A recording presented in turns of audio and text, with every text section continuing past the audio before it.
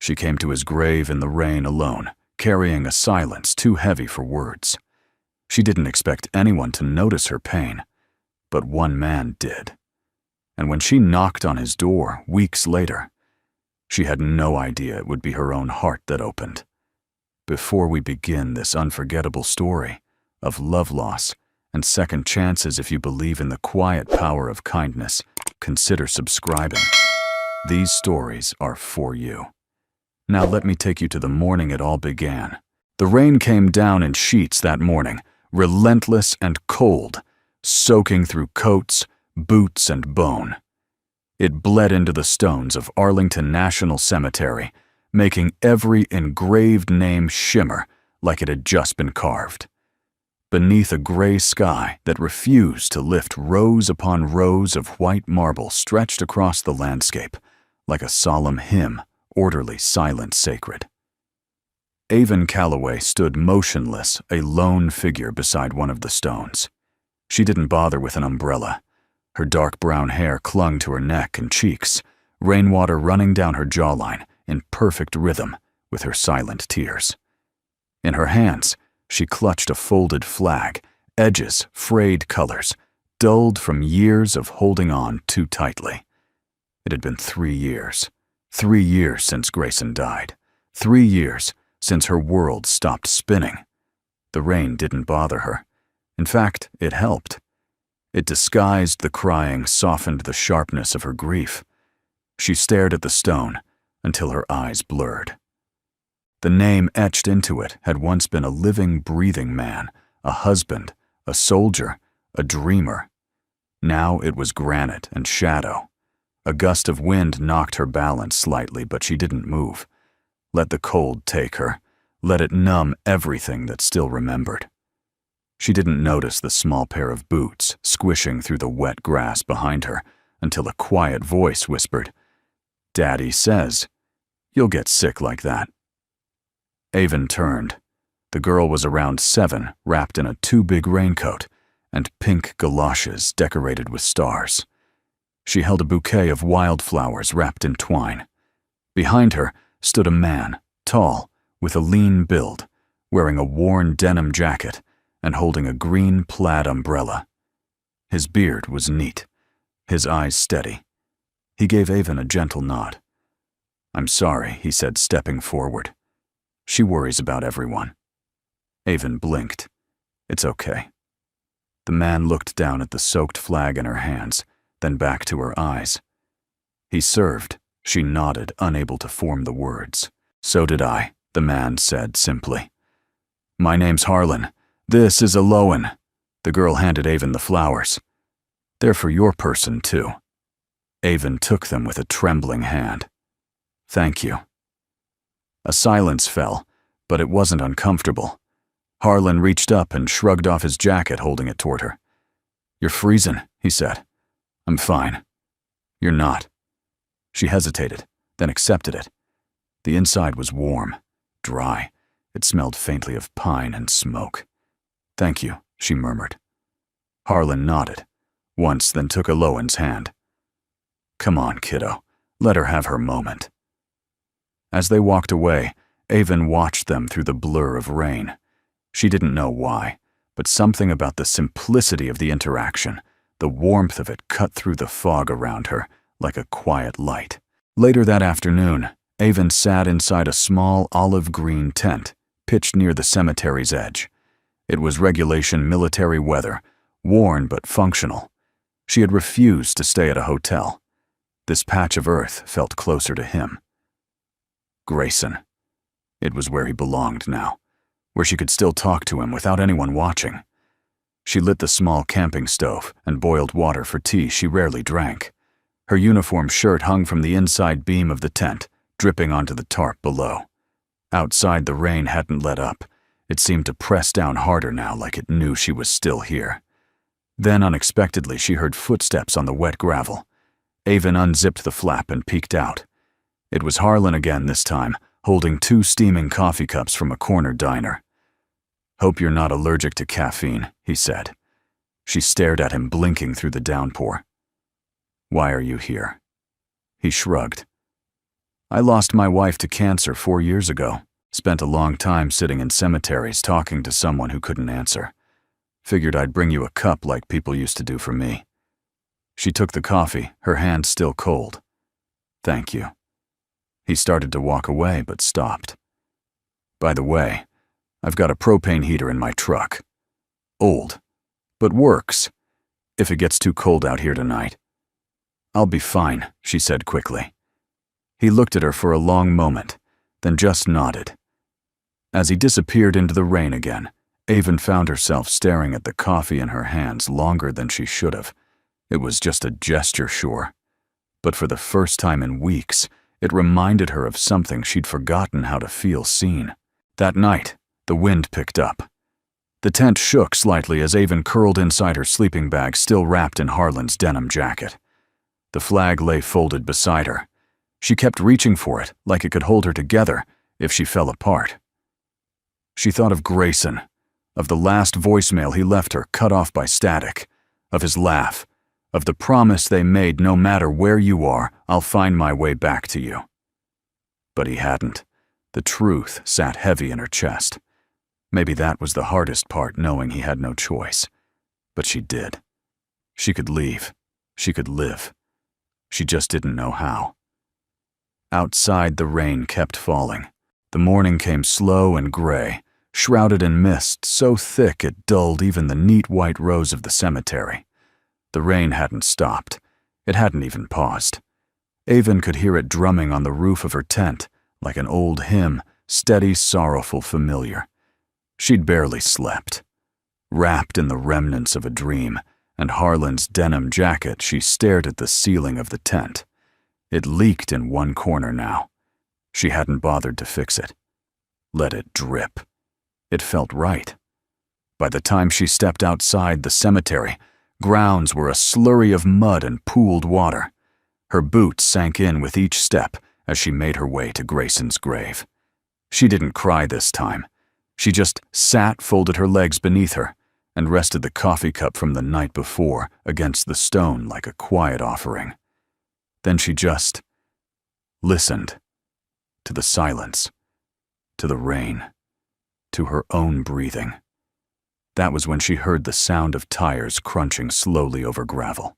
Avon turned and saw a dusty pickup truck rolling into the edge of the cemetery. The tailgate was dented. The left taillight was cracked and patched with red tape. Of course it was him. Harlan stepped out, umbrella in hand, holding something wrapped in aluminum foil. "You can say no," he said as he approached. "But this is my daughter's banana bread. It'd break her heart if I brought it back uneaten." Avon raised a brow. "You sure she baked it for me?" "No," he said, cracking a smile. "But I'm learning that you only win battles with truth when it comes to 7-year-olds. She allowed the hint of a smile to touch her mouth, barely there, but genuine. She took the foil. "Thanks. I can leave you alone." She hesitated. "No," she said. "Stay." They didn't speak for a while.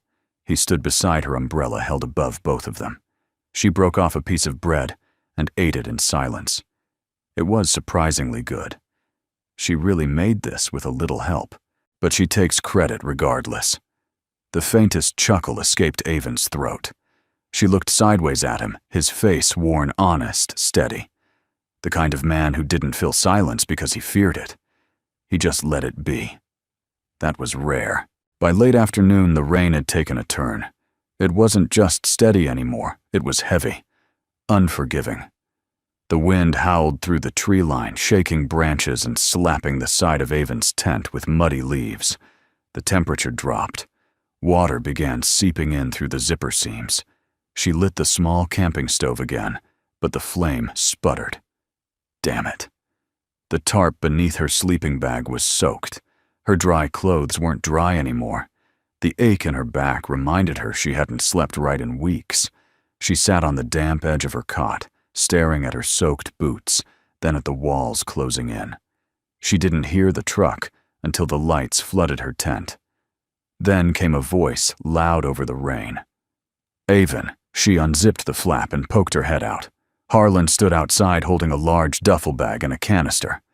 "I told you," he shouted through the storm. "If it got too cold, I had a heater." She blinked speechless as he dropped the duffel on the ground and began setting up a small propane heater near the tent's edge. "You don't have to do this," she called out, her voice hoarse. He looked up, soaked, his beard dripping. "You don't have to freeze either." "I'll be fine." I've heard that line before from people who weren't. She stepped out barefoot, now water slapping at her ankles. "Why are you doing this? I'm not your problem." He paused. Then more quietly, "Maybe I remember what it's like to be someone else's problem."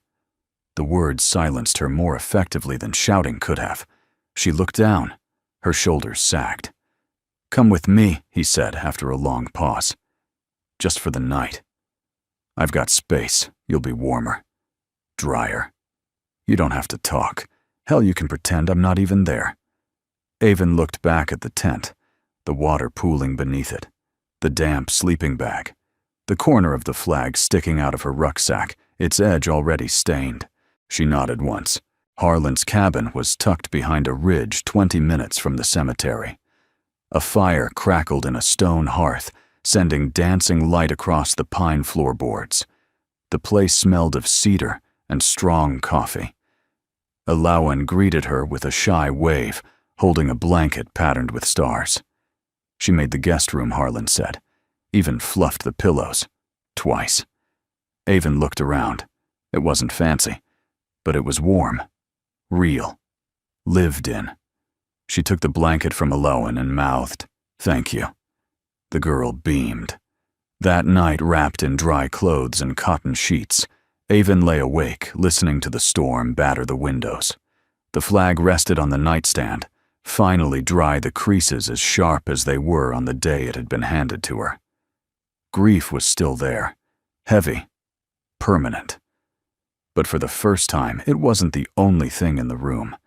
There was firelight, the distant hum of an old heater, the smell of banana bread, and kindness. She didn't know how long it would last, but for tonight it was enough. Morning came like a whispered promise. The rain had softened to a light mist hanging in the air, like breath on glass. Outside the cabin, wet pine needles blanketed the porch, and low-hanging clouds tangled in the trees, like wandering spirits, too tired to drift further. Avon stood in the small guest bedroom barefoot, watching a squirrel dart across the railing.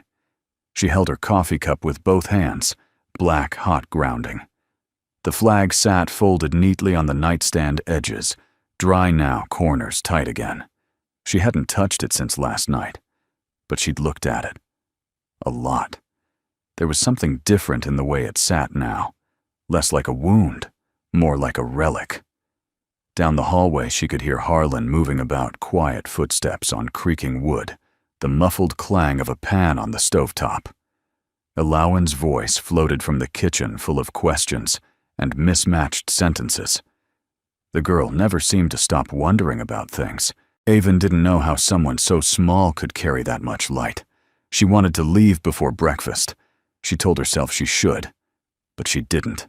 By the time she stepped into the kitchen, Harlan was plating scrambled eggs and bacon. Alawan sat at the table with a sketchpad tongue poking from the corner of her mouth as she colored in a cartoonish drawing of a woman in a poncho standing beside a flagpole. "She made you heroic," Harlan said with a smile, noticing Avon's glance. "I gave her lightning powers too," Alawan added proudly. Avon raised an eyebrow. "That explains the cape." The girl nodded, flipping a page to show another sketch. "This one's Daddy. I gave him boots that never slip." Harlan chuckled softly and handed Avon a plate. "Careful. The bacon's hot, but the compliments are hotter." Avon sat down the warm plate, grounding her more than she expected. She hadn't eaten a proper breakfast in weeks, months. "This is good," she said after a few bites. "Thank you." Harlan poured her a fresh cup of coffee, then sat across from her. He didn't say much. He just watched without judgment, without expectation.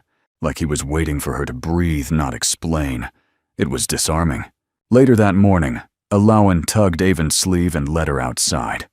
The girl skipped ahead, boots splashing in puddles, until they reached a patch of muddy garden near the shed. This used to be flowers, Alawan explained, but it rained too hard. Daddy says they'll come back if I try again. Avon knelt beside her. You believe that? Alawan shrugged. Sometimes I don't. But then I try anyway. That did something to Avon. A small, nearly imperceptible crack opened in the armor she didn't realize she still wore. Together, they planted a few new seeds. Radish wildflower, something called Texas bluebell, that Alawan insisted on pronouncing Tex bells. As Avon patted the dirt into place, she looked toward the cabin. Harlan stood in the doorway, leaning against the frame, arms crossed loosely, watching them with a look she couldn't quite place. He didn't smile. He didn't wave. He just stayed. And in that staying, something inside Avon shifted. That evening, as Alawan went to bed after 2 stories, 1 stuffed bunny rescue mission, and a long, whispered question about whether ghosts sleep. Harlan joined Avon on the back porch. They sat in silence for a long while, sharing a blanket between them. I know this doesn't mean anything coming from me, he said, finally voice quiet, but I'm glad you stayed. She stared at the woods, rain dripping from the edges of the porch roof. I almost didn't. I figured. She took a slow sip of tea. I don't do well with people being kind. Harlan didn't look at her. You'd be surprised how many people don't. She turned to him. How did you do it? Do what? Survive it? He didn't answer right away. When he did, it was with his eyes still on the dark treetops. I didn't for a while, he said. I fell apart. Quietly. While everyone thought I was being strong. Avon nodded, her throat tight. She knew that brand of silence too well. But Alawan was there, he continued. She doesn't understand death the way we do. She doesn't think in endings. Just pauses. Avon looked toward the window where Alawan's nightlight glowed. I envy that, she whispered. So do I, he said, finally looking at her. But I'm trying to learn from her. Avon shifted in her seat, unsure how to respond, so she didn't. She just pulled the blanket tighter and let herself lean back slightly, her shoulder brushing his. He didn't move. He didn't flinch. He stayed. Later that night, back in the guest room, Avon lay beneath clean sheets and stared at the ceiling. Her hands rested on her stomach, the rhythm of her breathing slow and steady. But her mind spun. Harlan hadn't asked her for anything. Not her story. Not her future. He just gave her space. And somehow, that made her want to tell him everything. She reached over to the nightstand and opened the bottom drawer. Inside was a notepad and pen, left there, maybe by accident, maybe for guests like her. She opened to the first page. Then for the first time in a very long time, she started to write. Not a report, not a checklist, not a condolence note, just a memory of who she was, of who she might still become. The rain had softened into a steady rhythm by morning, less furious now, more contemplative. It clung to the pine needles outside the cabin, like a conversation not quite finished, lingering on rooftops, windows the edges of memory. Avon stood by the window, arms crossed, mug of coffee untouched in her hands. From where she stood, she could see the corner of the garden she and Alawan had planted yesterday. The seeds sat hidden beneath the wet soil, not yet sprouting, not yet gone. Just waiting.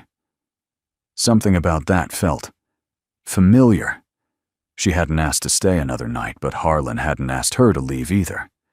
That unspoken understanding settled between them like a blanket, warm, heavy, and impossible to fold neatly. Mid-morning brought quiet chores and a trip into the attic. I'm looking for a spare lamp, Harlan said, motioning to the narrow pull-down ladder in the hallway. Old house, old wiring. The porch lights blown again. Avon followed him up out of boredom more than necessity. The attic was filled with boxes labeled in faded marker XMS tools, baby clothes. She glanced at one labeled Grayson letters and paused. Her heart skipped. No, not hers. Someone else's. She moved past it unsettled. Here, Harlan said, digging through a box in the corner. Might be junk, but worth a shot. As he pulled out the lamp, Avon noticed something wedged behind the rafters, an old canvas pouch military issue with a rusted zipper and a faded name tag.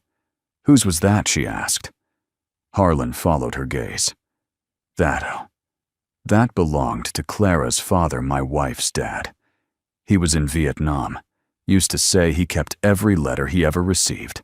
Probably just paperwork. He tossed the lamp onto the attic floor. Want to see? Avon hesitated. Can I? He handed it over. Sure. She sat cross-legged on the wooden floor and slowly unzipped the pouch.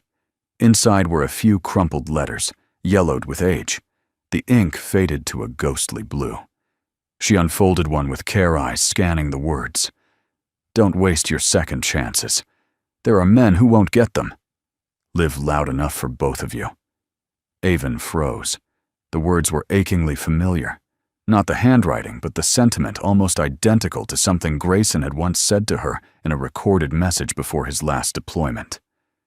If I don't come back, promise me something. Don't live quiet. Don't just survive.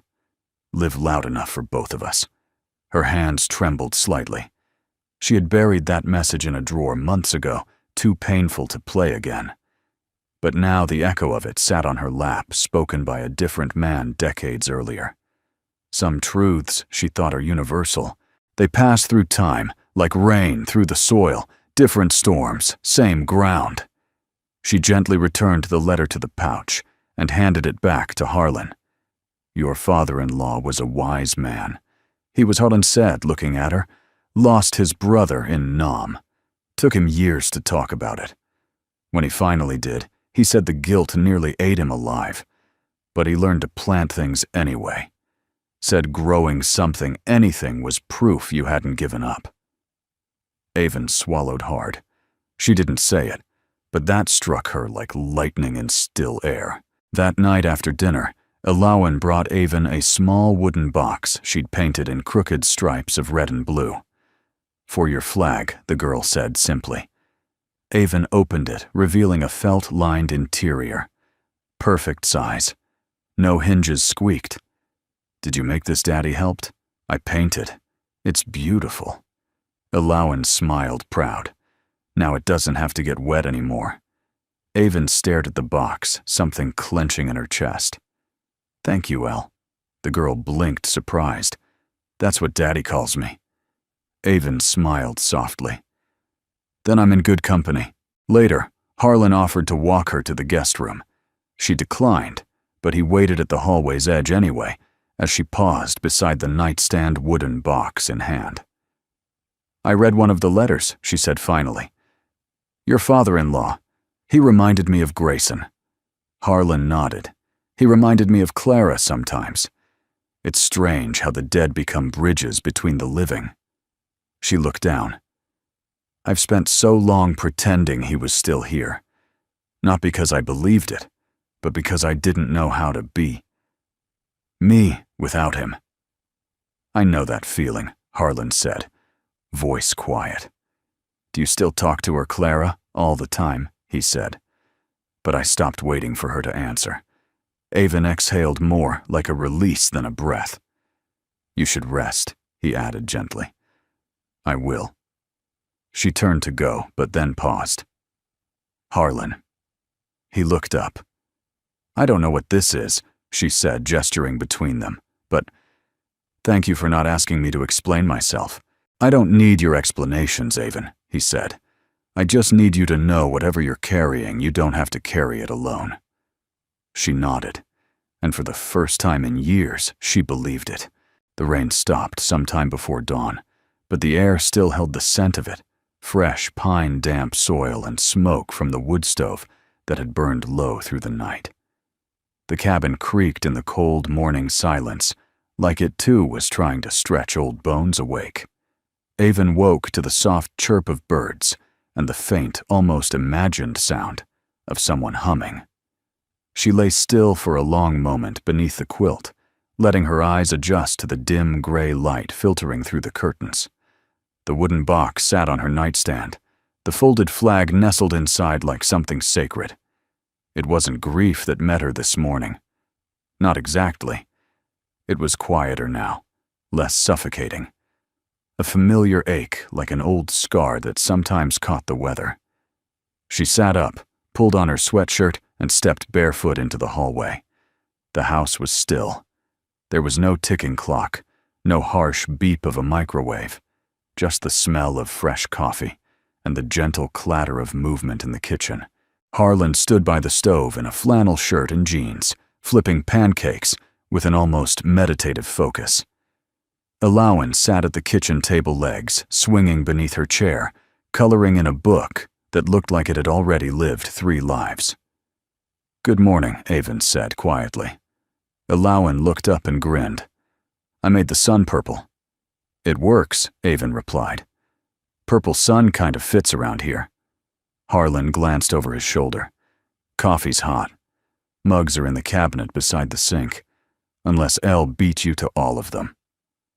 "I only needed one," the girl shouted, laughing. Avon found a mug with a chipped rim and a faded picture of a cartoon moose. It felt perfect. After breakfast, the 3 of them stepped outside.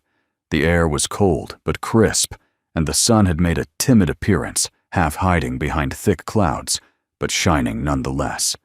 It was the first time Avon had seen the yard, without rain falling through it. The grass shimmered with leftover dew. The garden patch looked quiet, undisturbed. But Avon imagined the seeds Alawan had planted were stirring beneath the soil, preparing for their own quiet emergence. "Come here," Alawan said, pulling at Avon's hand. She led her to the side of the house where 2 old Adirondack chairs sat beneath a cedar awning. "My mom used to read here," Alawan said, crawling up onto one of the chairs.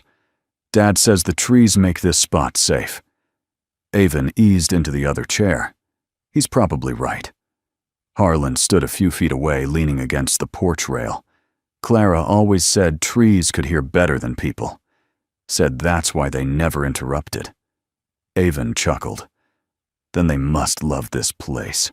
She noticed something then. There was no wall clock in the living room, no alarm clock in the guest room, no timers on the oven. The entire cabin existed outside of time, like it had made peace with stillness in a way the rest of the world had forgotten. "Is there a reason there's no clocks?" she asked, turning to Harlan. He shrugged. Clara hated them. Said they rushed her. "That's kind of brilliant," Avon admitted.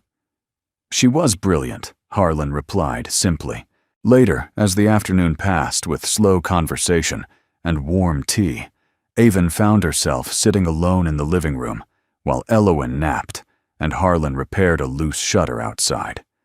She picked up a photo album from the bookshelf. Nothing flashy, just a worn navy blue binder with family etched in gold on the front. She flipped through it carefully. There were pictures of Clara and Harlan on their wedding day, Clara's hair swept up in curls, her eyes bright with something wild and soft all at once. Pictures of Elowen as a baby, bundled in blankets squirming in Harlan's arms. Halloween costumes. Birthdays. A picture of Harlan asleep on the couch, Elowen curled like a kitten on his chest. Page after page of love. Imperfect, ordinary real. And then toward the back, Avon found something unexpected. A picture of Harlan standing alone in the garden, eyes closed, hands in the soil. The caption beneath, written in Clara's handwriting, read, "When you can't fix what's broken, grow something new." Avon stared at it until the words blurred. That evening, Elowen asked Avon to help her with something in her room. She followed the girl down the hall to find art supplies spread across the floor, glitter glue construction paper cut up cereal boxes. "I want to make a sign for the garden," Elowen said. "To tell the seeds we believe in them." Avon smiled. I love that. They spent the next hour painting the words, still growing in bright purple letters, underlining them with painted raindrops and smiling suns. When it dried, Harlan helped them stake it into the soil. As they stood back and admired the crooked sign, Avon said quietly, "It's beautiful." Alawan beamed. "Even if they don't grow, they'll know we tried." Avon knelt and kissed the girl's head. "Yes, sweetie, that's what matters." That night, the fire in the hearth burned low, casting long golden shadows on the log walls. Avon sat beside it, sipping her tea slowly. Harlan entered the room and sat across from her quietly, without needing to fill the silence. "You good?" he asked after a while. She nodded. "Yeah, I think. I'm just starting to remember what that feels like." He tilted his head. Being good. Being still. They looked at each other for a long time, two people no longer racing away from their pain but resting beside it. Then Harlan said something so gentle she almost missed it. "Maybe stillness isn't where life stops. Maybe it's where healing starts." Avon didn't respond, but she stayed. And this time, she didn't feel like she was drifting. She felt like she'd anchored. The thunder arrived without warning. 1 minute the cabin was still quiet, as breath soft with the rustling of leaves in a spring breeze, and the next, a crack split the sky, followed by a low rumble that made the windows tremble. Avon froze at the kitchen sink, her fingers curled around a mug. She hadn't heard thunder like that since Kandahar. Her chest tightened before her mind could stop it. The sound had always made her jump. It wasn't the thunder itself, it was what it reminded her of. Mortar shells, alarms, screams. She let the mug go. It didn't break, but the sound of it clinking into the sink made Elowen look up from her coloring book across the room. "You okay?" the girl asked, blinking. Avon nodded, smiling too quickly. "Just thunder. Nothing to worry about." But her hands were shaking. That afternoon, the rain returned with a fierceness it hadn't shown in days. It slapped against the porch, darkened the sky, made the trees look like they were swaying under a great weight. Harlan came in from the shed, rain dripping from his hair and jacket. In his hand, he held a tightly wrapped parcel, an old brown envelope, weather-worn and sealed with string. Mail came late. It was in the community box by the road, he said. "I think it's for you." Avon took the parcel with cautious fingers. Her name was written in a sharp, slanted script, familiar and formal. Her heart dropped as she recognized the handwriting. Captain S. Malone. She stepped into the guest room, shut the door, and sat on the edge of the bed. For a few minutes, she just stared at it.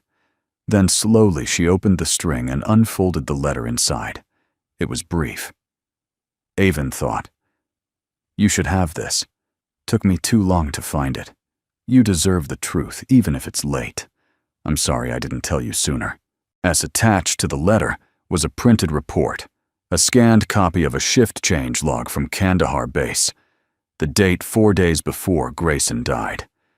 The entry read, LTG, Calloway swapped duty rotation with LTA Calloway. Voluntary. Confirmed.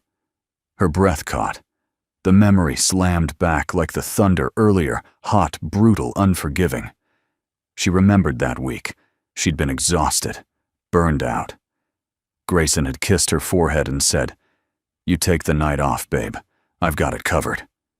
She had assumed it was casual, kind, just one of those everyday compromises couples made.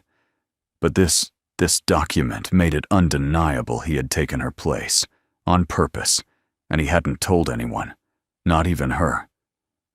The silence in the room thickened, pressing into her lungs.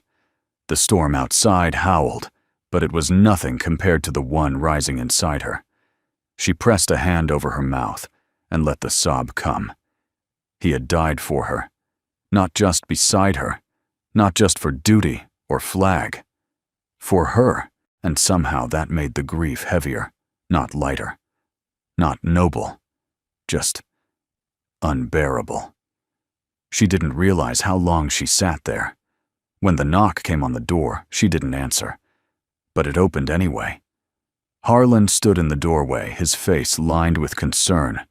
He saw the papers in her lap, her damp cheeks, her clenched fists. "Do you want to talk about it?" he asked gently. She shook her head. Her voice was thick. "It wasn't supposed to be me." Harlan stepped inside and closed the door. She looked at him, eyes wet, jaw tight. "He took my shift. The night he died, it should have been me. I didn't know. I thought he was just being sweet. And I let him." Harlan didn't speak for a moment. He sat down beside her, careful not to touch. "You didn't let him," he said quietly. "He made a choice he probably would have made again 100 times over. That doesn't make it easier." "No, but it makes it his." Avon stared down at the paper in her hands. "I've lived 3 years pretending he was just gone, that I had no say in it. But now it feels like I was given something I never earned." "You were given time," Harlan said. "That's not something you earn. It's something you choose how to use." Avon swallowed. Her throat burned. "I don't know how to live with that." "I didn't either," he replied, voice barely more than a whisper. "After Clara, I was angry at her for months, because she never told me how bad it was, because she left me with a daughter and no idea how to be 2 parents at once. I loved her, and I blamed her all at once. And that guilt, it doesn't go away." He finally looked at her. "But it gets lighter when you carry it with someone." That did it. Avon leaned forward, her shoulders shuddering, and buried her face in her hands. Harlan didn't try to fix her. He didn't reach to comfort her. He just sat beside her, the way someone who understands loss knows how to sit close enough to feel far enough to breathe. When she finally spoke again, her voice was hoarse. "I feel like I died too. I've just been moving around since. Not really living." Harlan nodded. "Maybe that's what grief is. A second life you never asked for." "And love?" she whispered. He paused. "Maybe love is what lets you step into that second life without leaving the first one behind." They sat there for a long time, and when she finally looked up, the rain had eased into a soft, steady drizzle again. Like even the sky knew it had to slow down. It was still raining when she left. Not the heavy, punishing kind of rain, just a quiet drizzle. Like the sky had run out of strength, but couldn't quite stop weeping. The kind of rain that soaked you slowly, not with violence, but with resignation. Avon rose before dawn.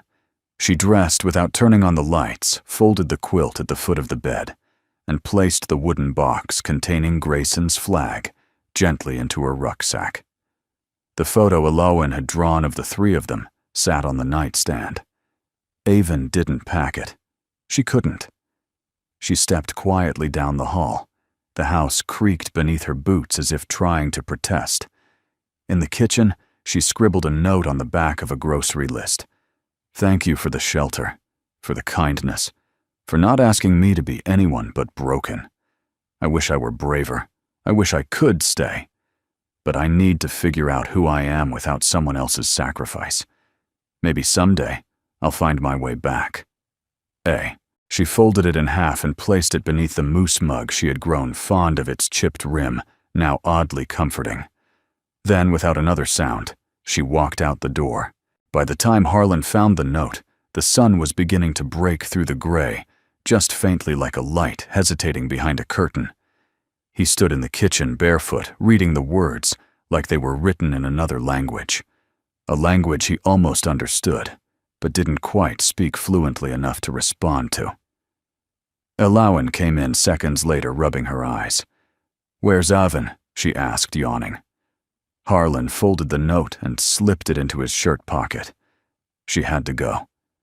Elowen frowned. Why, he didn't have an answer. Miles away, Avon sat at a gas station diner along an empty stretch of road that cut through southern Virginia. She hadn't eaten. The coffee was lukewarm. A trucker coughed behind her, flipping through a tattered magazine. The radio played something tinny and forgettable. She stared out the rain-speckled window, unsure why she'd come here or where she would go next. All she knew was that she had needed to move. The grief had cracked open again, and even though Harlan had held space for it, had held her, she wasn't ready to be seen like that. Not completely. There was shame in being the one who lived. There was shame in being the one who left, and she had done both. She pulled the folded report from her jacket pocket, the duty log that changed everything. She'd read it a dozen times, but the words always blurred in the same place. She pressed her forehead against the cool glass of the window and whispered, "I'm sorry, Grayson." The words didn't fix anything, but they were real.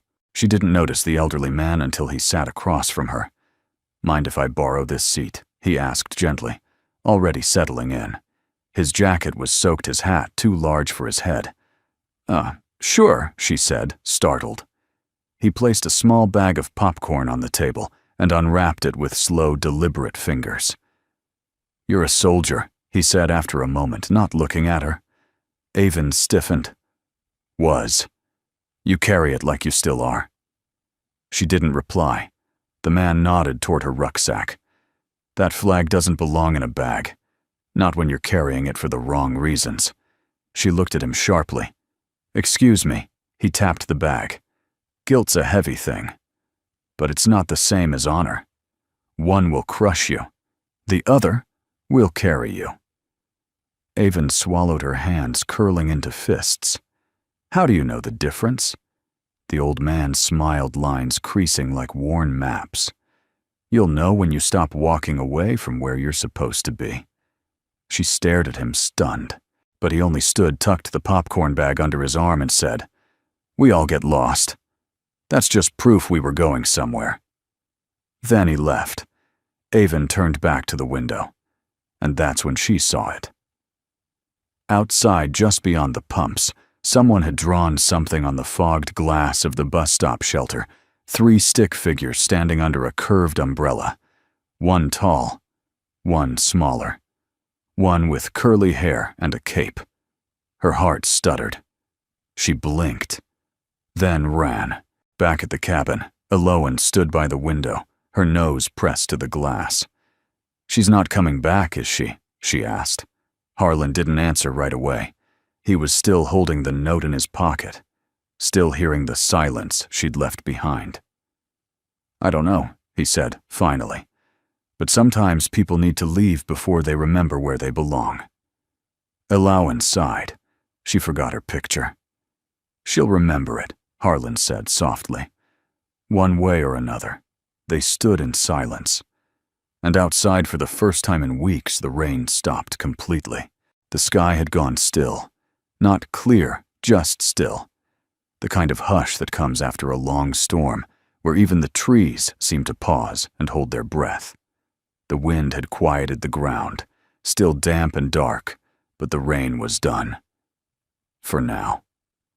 Harlan sat at the kitchen table, a half-drunk mug of coffee growing cold beside him. He hadn't slept well the past 2 nights. The house had felt unbalanced, like it was missing a beam no one could quite name. Eloan had stopped asking where Avon was. She just folded her drawings into little boats and sent them floating across puddles in the driveway, saying maybe the rain knows where to carry them. That morning, Harlan had opened the pantry and found a new sketch Eloan had taped to the inside door. 3 stick figures, one tall, one small, and one just beginning to return. By mid-afternoon, he found himself staring at the porch. He didn't expect her to come back. He wasn't sure he even dared to hope for it anymore. But something about the quiet, it felt different. Then, just as he turned toward the sink to pour out his coffee, it came. A knock. Soft. Unsure. But deliberate. He froze. His breath caught halfway between memory and disbelief. Another knock followed this one stronger, like she was afraid he wouldn't open, but even more afraid that he might. Harlan crossed the floor slowly. His hand hovered over the doorknob for a beat too long. Then he opened it. She stood there, hair wet from mist boots, muddy, a single suitcase at her side. Her jacket was zipped up to her chin, and she held something in her hands, a folded paper, and the wooden flag box, now polished, the brass edges cleaned. "I didn't know if I should knock," Avon said quietly. He didn't smile. "Not yet." "But you did." She nodded. They stood in silence. The air between them was fragile, like frost on the edge of a window, beautiful but breakable. Avon swallowed hard. "I left because I thought I had to figure out who I was. Without him." Harlan didn't speak. She took a breath. "But all I did was run. From him. From you. From her. From the life I was afraid I might deserve." He looked down at the wooden box in her arms. "I kept thinking of something you said," she continued. "That love doesn't replace the first life, it just lets you live a second one without leaving the first behind." Her voice cracked. "I think I'd like to try." Harlan stepped aside. "Then come in." Alawan heard the door close and ran into the hallway. When she saw Avon, her face lit up, not with surprise, but with relief. "I knew you weren't done," the girl said simply. Avon crouched down, wrapped Alawan in a hug that was tighter than words. "I missed your magic," Avon whispered. "I saved some." That evening, the three of them sat on the back porch, the air cool but dry, a blanket thrown across their laps. The garden was beginning to show tiny sprouts, green pushing through black soil, like hope making its slow return. Avon handed Alawan a small envelope. "I picked this up on the way back." Inside was a photo printed from the diner security camera, Avon staring out the window, lost in thought. It was grainy and colorless, but Alawan grinned like it was gold. "Is that when you saw the drawing?" Avon nodded. "I think the rain delivered it." Alawan held the photo like it was something sacred. Later, as the sun dipped below the ridge and the porch light flickered on, Harlan joined Avon by the steps. They stood side by side, shoulder to shoulder. "I'm not perfect," she said. He looked at her. "Good," he said. "Neither am I." She smiled, small but sure.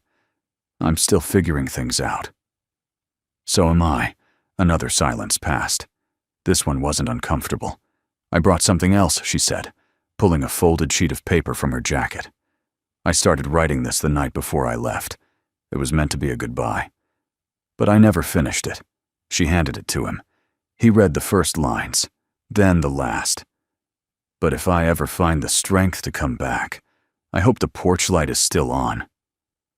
Harlan folded the letter gently and slipped it into his chest pocket. "It's always on," he said.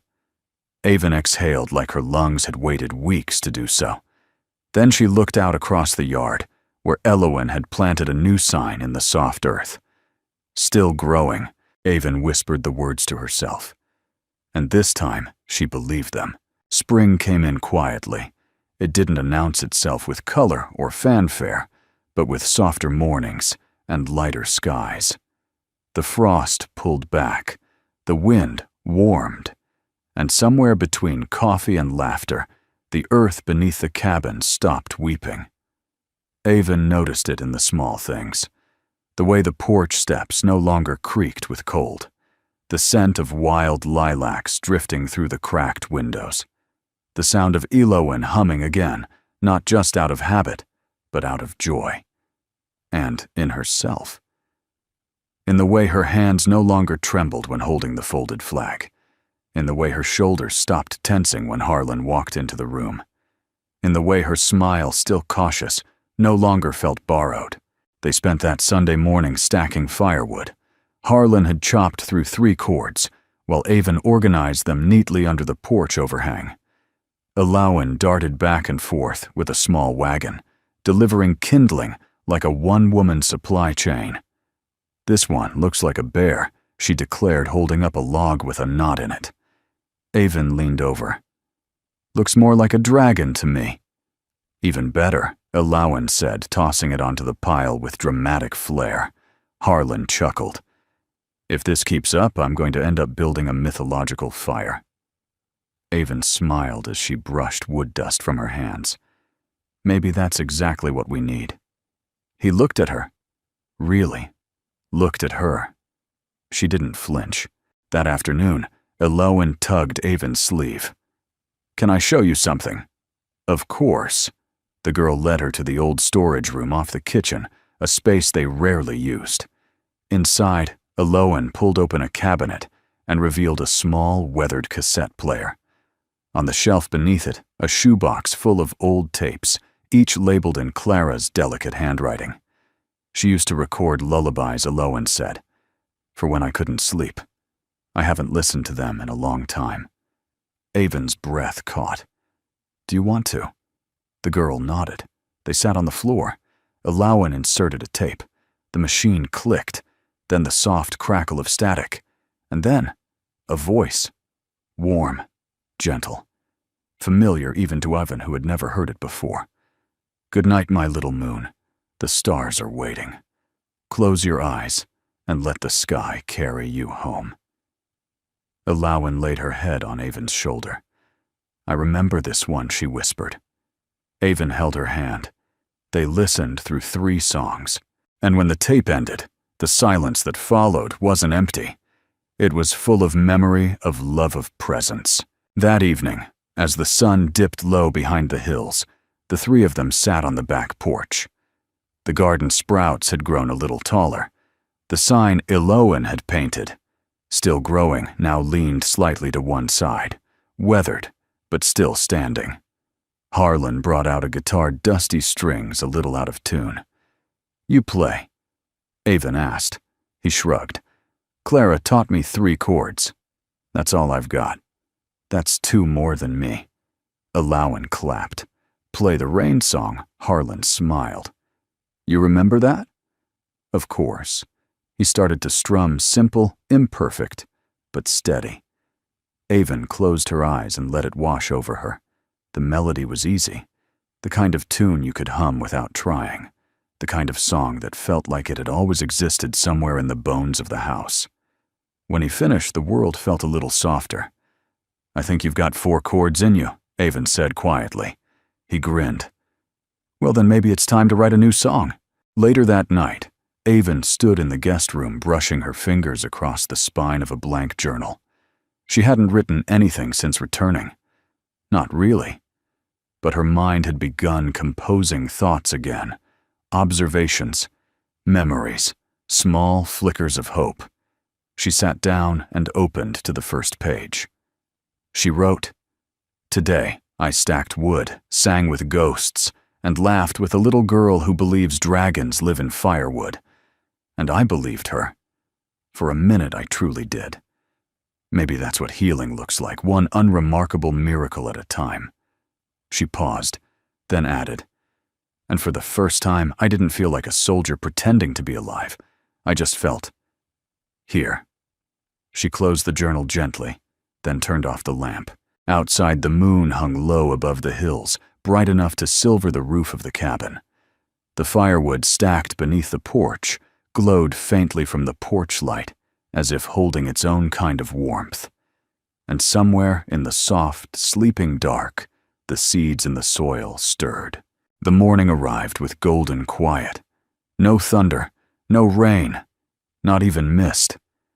Just sunlight soft as breath slipping through the blinds and falling across the wooden floor like a promise. Avon woke early. For the first time in weeks, her sleep had been dreamless. Not from exhaustion, but from peace. She sat up slowly, letting the sunlight warm her face. The flag rested on the nightstand, still tucked neatly in its box. But beside it now was something new. A journal half filled its cover, worn from being opened each night. She reached for it, ran her thumb along the spine, and smiled. Today was the anniversary. 3 years since Grayson's final patrol. 3 years since she received the knock on her door.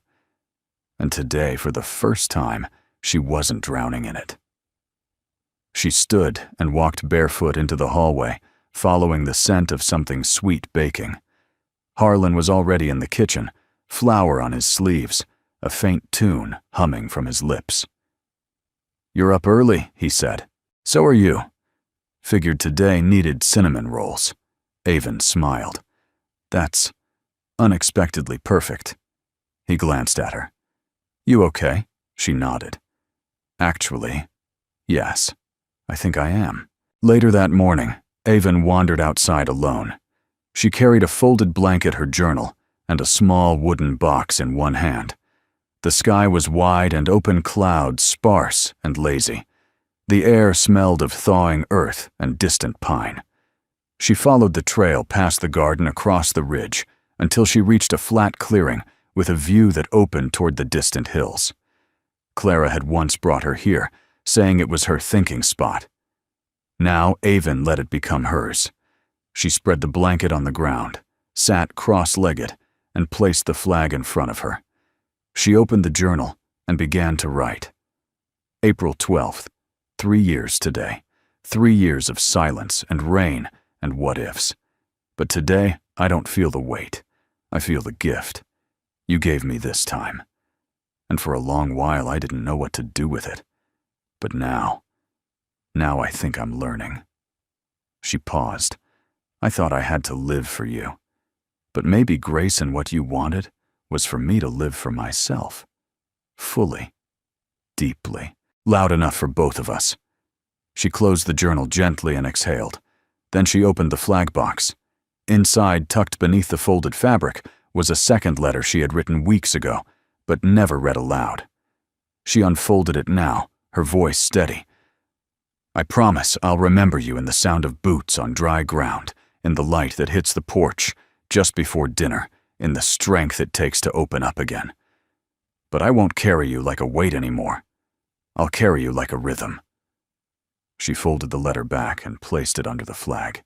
Then she did something she hadn't done in 3 years. She stood, looked out across the open valley and smiled. Not just for Grayson, for herself. That afternoon, back at the cabin, Harlan and Elowen had set up a picnic table outside. A red-checked cloth flapped in the breeze, a jug of lemonade, a pie Elowen had declared a masterpiece even before it had cooled. Is this a celebration? Avon asked as she approached. Harlan gave her a quiet look. It's a day. And we're in it, Elowen added. That's reason enough.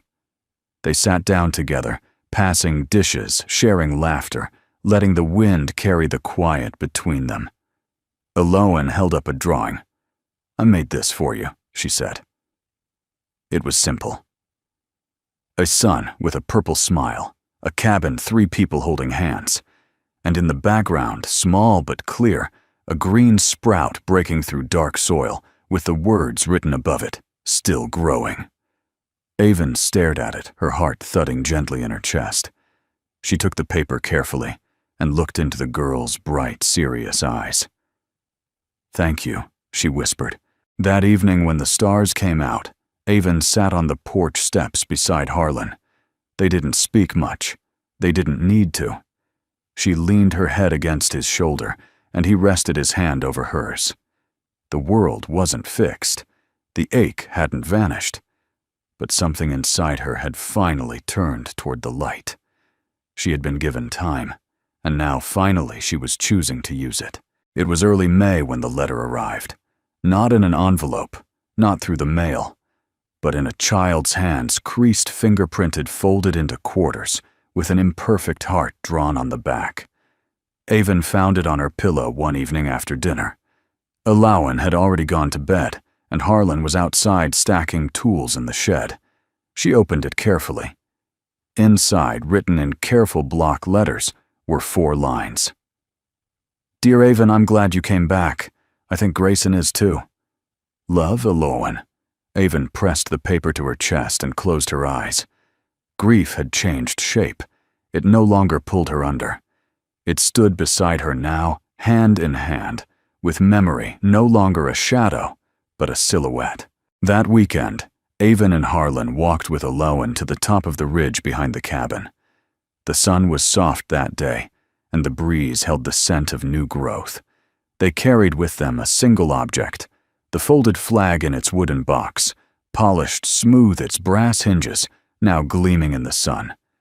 At the edge of the ridge where the trees gave way to the sky, Harlan placed a small wooden bench, simple, sturdy handmade from the same lumber as the cabin porch. Avon set the box on it, not to bury, not to forget, but to rest. She sat beside it in silence, then turned to Elowen. "Would you like to keep it here?" The girl nodded. "That way, if someone ever sits here and feels sad, Elowen said they'll know someone was brave before them." Avon looked at her. "You're quite the philosopher." "I'm 8, Elowen said proudly. They all laughed, and the sound drifted into the trees like music that didn't need an audience. Later that evening, Avon walked alone through the garden. The sprouting radishes had come in strong. The bluebells were blooming, and the crooked sign that read, "Still growing," was now surrounded by life. She crouched down and added a second sign, just a small one carved from driftwood she and Elowen had found near the river. It read, "Here is where I returned." That night, a light rain returned, barely more than a whisper. It tapped against the windows, kissed the rooftop, ran gentle fingers down the cabin walls. Avon didn't mind. She sat at the window, watching it, listening.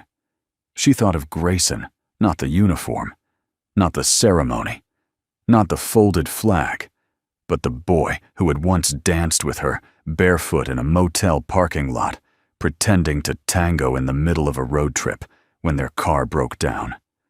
The man who sang terribly laughed loudly, and always insisted she try the pie. He would have loved this place, the garden, the girl, the man who understood how to stay. And for the first time in years, she could think of him and smile without breaking. She whispered, "Thank you. Not goodbye. Just thank you." As the fire in the hearth faded to embers, Avon curled into the couch, wrapped in the quilt Elowen had called storm-proof. Harlan joined her a moment later, carrying 2 mugs of tea. He handed her one and sat beside her. Not too close, not too far. Just right. They didn't speak for a long time. Then Harlan looked at her and said, "What comes next?" She didn't have to think. "Life," she said, "with all its mess. And music." He smiled. "I'd like to be in it with you," he said. She leaned her head on his shoulder. "You already are." Outside, the rain eased. In the soil, seeds continued their slow, stubborn reaching. And inside the cabin, under the soft ticking of time, finally welcomed back. Love quiet, imperfect, enduring took root and held. If this story touched your heart the way it touched ours, we'd love to know, where in the world are you watching from? Just drop the name of your town or country in the comments below. It's always a joy to see how far these stories travel. And if you'd like to hear more tales of hope healing and the quiet power of love, feel free to subscribe. We're here to share stories that stay with you. From the bottom of our hearts, thank you for spending your time with us today. Your presence truly means more than you know.